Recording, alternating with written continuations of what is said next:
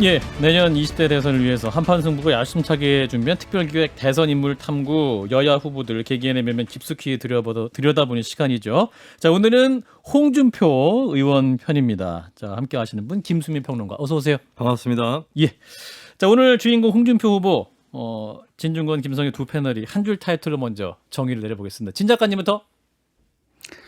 홍카콜라라고 하는데요. 네. 제가 볼 때는 약간 구석기인? 구석기인. 예. 구석기인 대선 예. 후보. 그 진 교수는 베베꼬였어요. 업그레이드 됐어요. 업그레이드 됐어요. 성대모사. 구석기인 대선 후보 이렇게 정의하겠습니다. 자, 우리 김성희 소장님은? 홍준표는 자정의 라면이다. 자정의 라면? 자정의 라면. 자정의 라면. 어떤 뜻이죠? 예, 한밤중에 먹으면 안 되는데 먹으면 안 되는데 하는데 자꾸 손이 가는. 밤 12시에 라면. 예, 그렇죠. 밤 12시에 먹는 라면의 밤 맛이죠. 12시에 먹는 한밤의 라면. 저는 거기에다 밥도 말아 먹어요. 그래서 홍준표하고 사이가 좋으신 거 아닙니까? 자, 이제 우리 김수인 평론가 두 분 의견 들으셨는데 어떠셨어요? 정리해 주시면. 언제나 두 분은 두 분답게 또 전곡을 찔러서 준비를 하시는 것 같습니다. 네. 저는 저답게 또 준비를 해오는데요. 네. 제가 요약한 것은 이겁니다. 그의 교과서는 김종필 아닌 노무현 물음표. 물음표 정도는 찍어줘야 될 것 같은데 저는 예전부터 아주 오래전부터 홍준표 의원의 숨은 교과서는 노무현이다. 라는 가설을 한 15년 전부터 갖고 있었어요. 15년 전부터. 네네. 그래서 오늘 그 내용들을 좀 펼쳐 보일 텐데 사실 홍준표 의원은 정치에 입문하는 과정만 보면 YS 키드입니다. 그렇죠. 김영삼 정권 때 검사로서 이름을 날렸고 정치 입문도 그쪽으로 했거든요. 네. 근데 최근에는 JP 마케팅을 해왔어요. 실제로 두 사람 인연이 있는데 지난 대선 때 김종필 전 총리가 홍준표 후보 지지 선언을 했어요. 그때 자택 방문을 홍 후보가 했는데 그때도 아주 좋은 얘기를 해줬어요. 얼굴을 보면 티가 없어요. 네, 얼굴이 되게 좋다. 티가 없다. 네, 그러면서도 문재인 후보에 대해서는 김종필 당시 전 총리가 굉장히 비판을 했어요. 예. 그런 얼굴은 대통령이 될 수가 없시오. 네, 굉장히 차별 대우를 했는데. 김종필 전 총리의 성대모사였습니다. 네. 근데 이제 이 대문자 JP 마케팅을 하면서 홍준표 의원이 최근에 소문자 JP로 스몰 스스로를 JP. 쓰고 있거든요. 예, 맞아요. 근데 사실 이게 좀 마케팅이 안 좋은 점이 JP는 결국에 대통령이 되지 못했습니다. 그랬죠. 한 시대를 풍미했다라고 하는 거 있는데 예, 그런 점이 있는데 최근 들어서서 홍준표 의원이 진보는 노무현, 보수는 홍준표예요. 이 얘기를 꺼냈습니다. 드디어 숨겨왔던 그의 카드를 꺼냈다라고 하는 것입니다. 그래서 그의 교과서는 김종필 아닌 노무현라고 네. 예, 물음표 이렇게 했습니다. 자, 그래서 이제 오늘 홍준표 의원의 5가지 결정적 순간을 또 살펴보겠습니다. 첫 번째 장면. 1972년 MBC 개그맨 공채 도전. 네. 공채 도전했어요. 당시에 맞아요. 고 김경태 PD 웃으면 보기와로 연출했던 PD의 권유로 개그맨 시험에 응시를 했는데 10월 유신이 선포되면서 대학생들 다 고향에 내려가라 이렇게 돼버린 거예요. 그러면서 개그맨 홍준표는 없게 되어버린 거였고 그리고 홍준표 의원은 대학생 때 유신 반대 유인물을 배포했다가 중앙정보부에 끌려갔던 준운동권 학생이었다라고 하는 이 정도면 준운동권 아니죠? 운동권이지 제대로. 그걸 오래 하지는 않았거든요. 중앙정보부에 끌려갔다 왔다는 건. 네. 우리 진정권 작가가 또 인정했어요. 네. 첫 번째 장면. 자, 두 번째 장면. 두 번째 장면은 1993년 슬롯머신 사건 수사입니다. 유명하죠. 슬롯머신 사건 수사를 하다가 결국에 육공의 황태자 박철원 전 장관까지 구속을 했던 이런 이력들이 드라마 모래시계 이걸로 이어진 것이죠. 오늘 김수희 네. 편은 준비 굉장히 많이 하셨습니다. 예, 아주 그리고 좋네요. 세 번째 장면은 2002년 최규선 게이트 촉발입니다. 이때 홍준표 의원이 김대중 대통령 삼남이었던 김홍걸 씨의 은행 내역을 터뜨렸는데 여기서 이제 최규선 씨라는 사람한테 3억 원 수수 혐의를 적발했고 이게 최규선 게이트가 되는 것이죠. 이러면서 이제 대여 공격수로 이름을 날리게 되는 저격수 타이틀을 얻게 되는 그런 사건이 있었는데 근데 방어 쪽에는 좀 약하세요. 공격에 비해서. 그렇군요. 2007년에 BBK 이명박 후보 의혹 방어할 때는 기자가 막 질문하니까 식사하셨어요? 라고 딴전을 피우기도 했었습니다. 식사하셨어요. 네. 식사했으면 또 검사들이 수사를 할 때 이제 그 용의자에게 그런 할 때 것도 식사하셨어요 있긴, 하는 건데. 네. 자, 네 번째 장면. 네 번째는 2015년 경상남도 무상급식 중단입니다.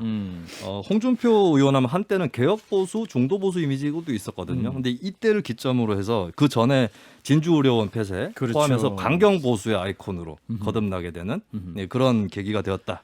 라는 측면에서 네 번째 장면으로 경남지사였는데 항상 중앙 정치에 관심을 받았죠. 그렇죠. 거의 뭐 경남이 중앙처럼 여겨지는 맞습니다. 전국의 핵심에 있었습니다. 다섯 번째. 다섯 번째는 2017년 대선을 빼놓을 수 없는데 성완종 리스트 연루가 되면서 재판에 한동안 묶여 있다가 2심에서 무죄를 받고 자유한국당 전당대회에서 굉장히 급격하게 대선 후보로 선출이 됐고 처음에는 지지율이 10% 미만이 나왔거든요. 근데 결과적으로는 24% 결승 테이프를 끊었는데 예. 그 과정에서 대선 토론의 어록들이 굉장히 화제가 됐었는데 아하. 이거를 화면으로 보시고 가시겠습니다.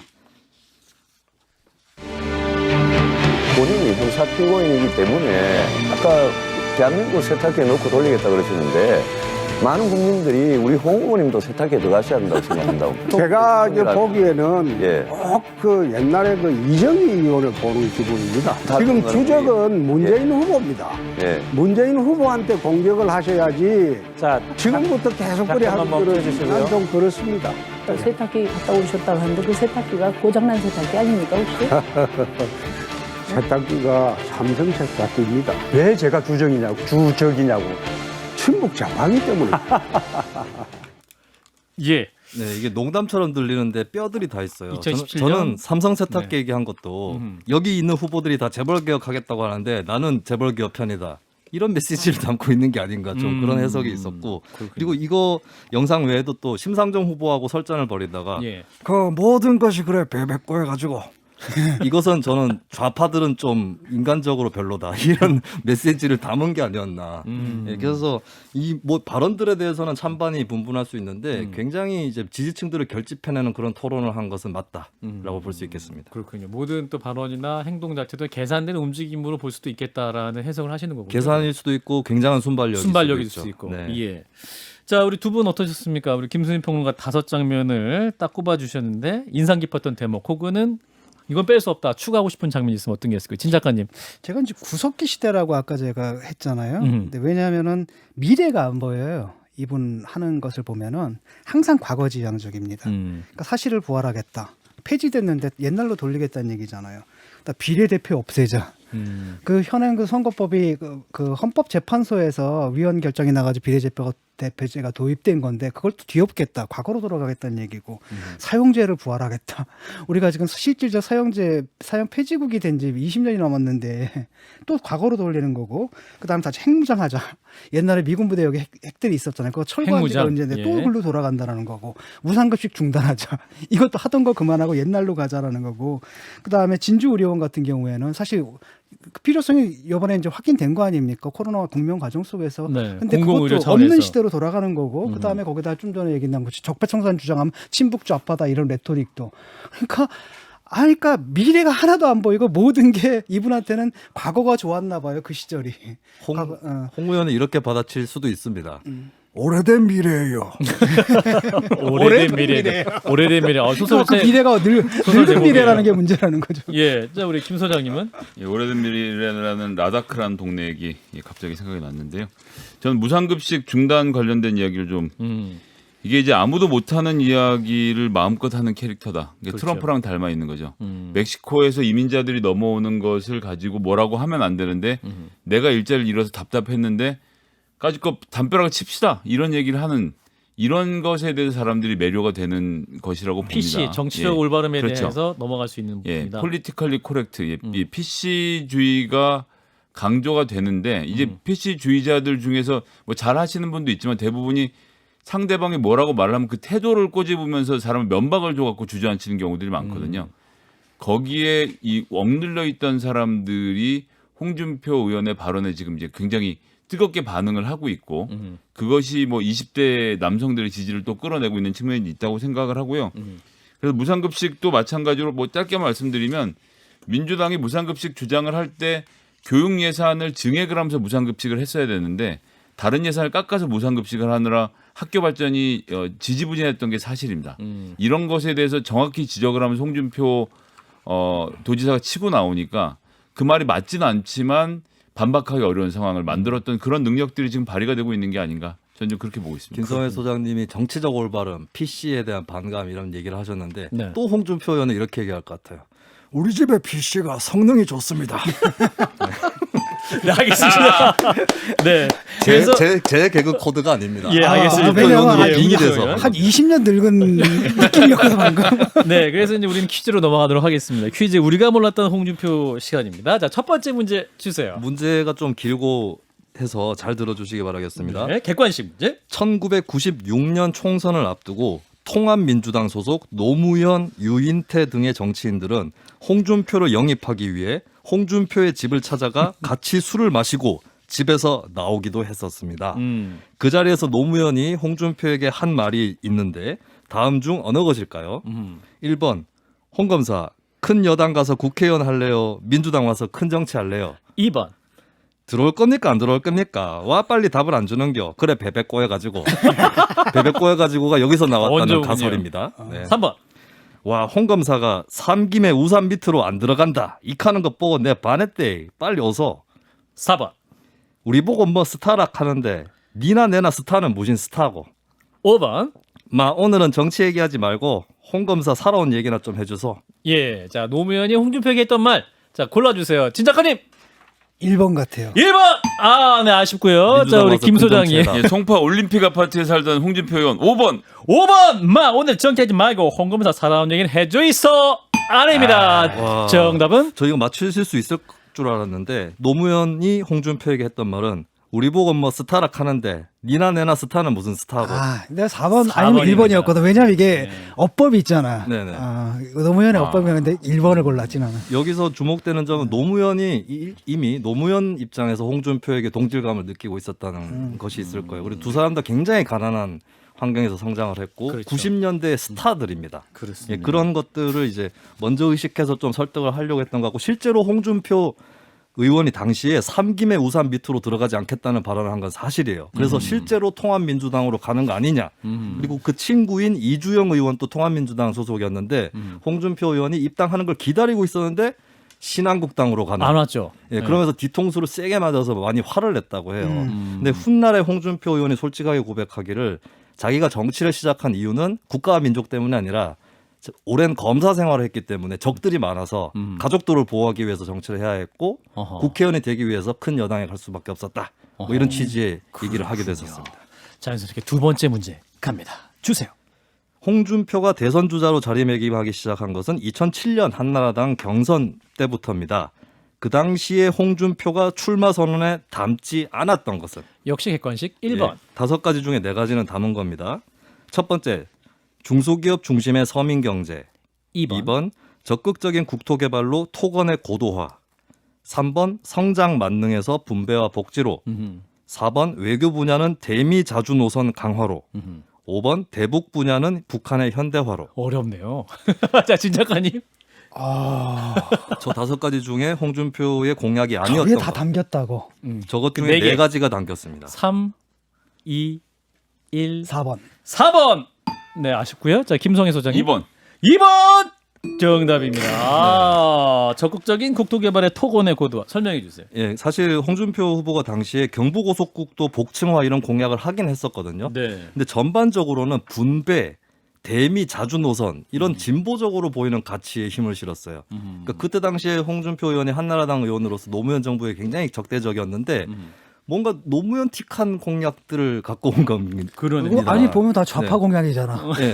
그래서 실제로 그 당시에 뭐 반값 아파트 공약 이런 거 포함해서 홍준표 좌판이냐 이런 얘기도 나왔거든요. 대미 자주 노선 강화. 예. 오, 그렇죠. 느낌 대미 힘들다. 자주 노선 강화 여기서 저는 그 당시에 결정적으로 홍준표는 노무현을 참고하고 있다. 아하. 예, 어릴 때부터 인생 역정뿐만 아니라 공약들까지 아. 그 가설을 그때부터 제가 갖게 그래서 됐어요. 처음에 15년 무슨 전부터. 뜬금없는 얘기를 하나 했더니 네. 설득됐군요. 그래서 저는 최근에 홍준표 의원이 노무현 대통령 얘기하는 것이 처음 꺼내는 것이 아니다. 그러니까 밖으로 나는 꺼내는 건 처음일지라도. 아니 난 노무현처럼 내가 역전생할래 뭐 이런 거라고 생각을 했는데. 그것도 있죠. 예, 다음 문제 그것도 있는 풀어볼게요. 네, 주관식 문제입니다. 예.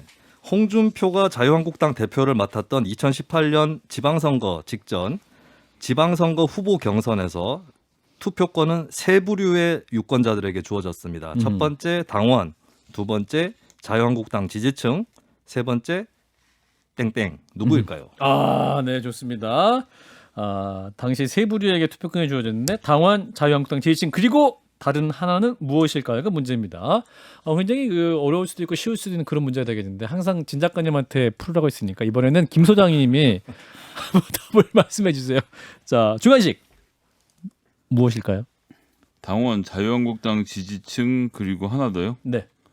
너무 어려운데요. 뭐 어떻게 일반 이거 말고 또 국민밖에 있을 수가 없죠. 있지? 3, 2, 1. 대학생. 네, 아니고요. 자, 자연스럽게 진 작가님.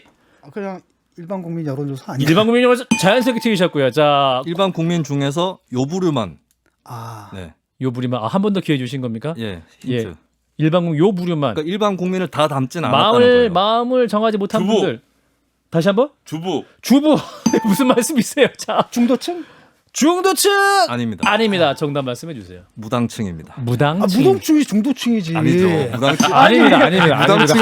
무당층에는 진짜. 아니 이거는 여러분 진짜 진주본 왜 이렇게 작가의 억지를 억지를 듣고 이거는 계십니다. 뭐- 무당층에는 진보도 나가주세요. 있고 보수도 있어요. 근데 이거 소송 걸려요. 입시 문제 이렇게 하면 소송 걸려. 이거는 복수 정답 인정 안 됩니다. 네. 예, 아, 굉장히 이게 제가 왜 문제를 갖고 왔냐면 예, 예. 그 당시에 자유한국당 경선에는 음. 민주당 지지층이라든지 이쪽한테는 투표권을 안 줬다는 거예요. 아. 최근에 했던 역선택 방지에 대한 홍준표 의원 입장하고 다른 겁니다. 아하. 그래서 홍준표 의원의 약점이 뭐냐면 말 바꾸기 이력들이 있어요. 이런 식으로. 예를 들면 무상급식도 도지사 될 때는 하겠다고 했고 그렇군요. 그리고 박근혜 전 대통령 탄핵에 대해서도 처음에는 당해도 싸다고 했다가 나중에는 나는 비박 아니고 탄핵 찬성 안 했다. 였고 세 번째는 대구 당협위원장 그 도전할 때 불출마하겠다. 총선을 대구에서 나가진 않겠다고 해놓고 결국엔 나갔고. 예, 김종인 비대위 출범에 대해서도 처음에 지지를 했다가 나중에는 그 김종인 위원장 뇌물 자백 내가 받았어요. 네, 이렇게 태도가 돌변했습니다. 그렇군요. 예. 그래요. 자, 이렇게 해서 문제 3개 풀어봤고요. 5260님은 진 작가님은 늘 퀴즈에 진심이신 것 같아요. 라는 말씀을 주셨습니다. 네, 뭐 상품 걸려 있는 것 같아요. 네, 문제는 문제일 뿐. 자, 자, 근데 세 번째 문제 너무 아깝다. 아깝다. 네. 자, 다음 코너. 자, 홍 후보의 강점과 단점을 짚어보겠습니다. 홍준표는 왜 그리고 어떻게? 자, 먼저 강점부터.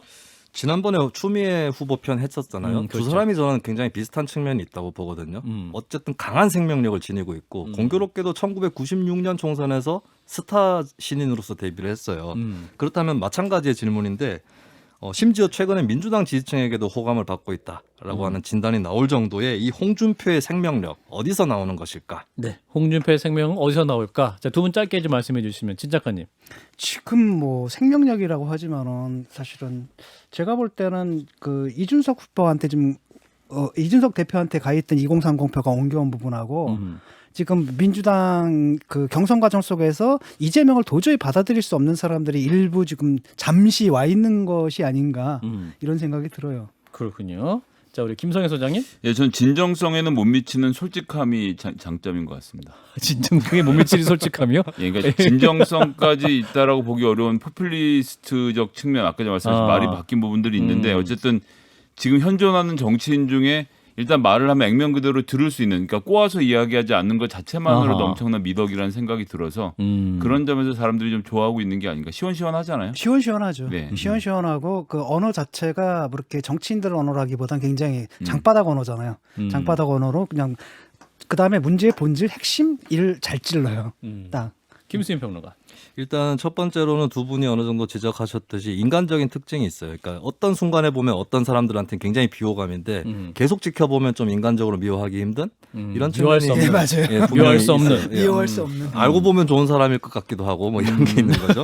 근데 저는 정치적인 어떤 스킬 내지는 전략에도 있는데 모래시계 같은 정치를 합니다. 뭐냐면 모래시계는 한번 시간이 쫙 흐르고 난 다음에 엎어가지고 다시 쓰잖아요. 그렇죠. 홍준표 후보 같은 경우도 어떨 때는 강경 보수한테 기울여 놓고 그 시간이 가고 어떨 때는 거꾸로 최근처럼 중도층 확장 이쪽으로 또 이렇게 한 번씩 방향을 꺾어줘요. 이런 것들이 그 시류를 타고 살아남을 수 있는 강점이 비결이 됐다. 아니었는가 그렇게 보여집니다. 네, 자, 약점으로 하겠습니다. 자, 홍준표 후보의 약점.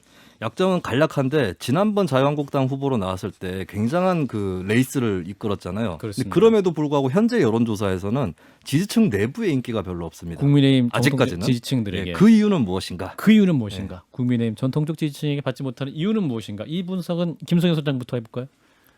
저는 기본적으로는 뭔가 무슨 정책을 말하고 있는지를 잘 모르겠는 순간이 많아요. 그러니까 이제 지지자들도 예, 당장 시원한 얘기들을 하는데 이래서 우리 대한민국이 어디로 갈 것이다라는 보수적인 어떤 풍모가 있는 비전 이런 것들을 못 보여주는 것이 보수로부터 외면당하고 있는 것이 아닌가라는 생각이 있습니다. 그렇군요. 자, 진 작가님은? 뭐 홍카콜라라는 것이 뭐 일부 고 정치 고관여층 특히 보수층 그 사람들의 입맛에 맞는 부분은 있겠지만은 지금 현재 상황 속에서는 모든 사람들이 정권 교체를 바라거든요.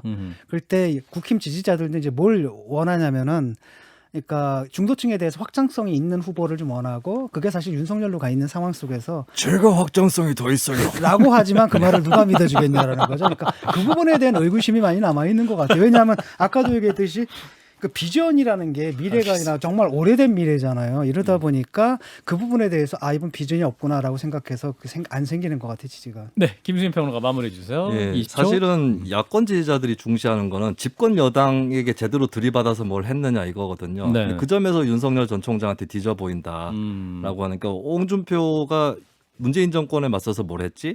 이 부분에서 아직까지 답이 안 나온 것 같아요. 예, 그 점이 지지층 내에서의 지지도가 딸리는 부분이 아닌가 싶습니다. 예, 그렇군요. 이휘님이 오늘 너무 재밌다고 이렇게 말씀하셨고 보리사장님은 이재명, 홍준표 두 분 토론 한번 만들어 주세요. 저희도 원하고 있습니다.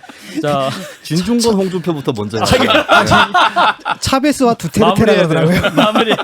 자, 오늘 특별기획 인물탐구 홍준표 의원 편이었습니다. 김수진 평론가 고맙습니다. 고맙습니다.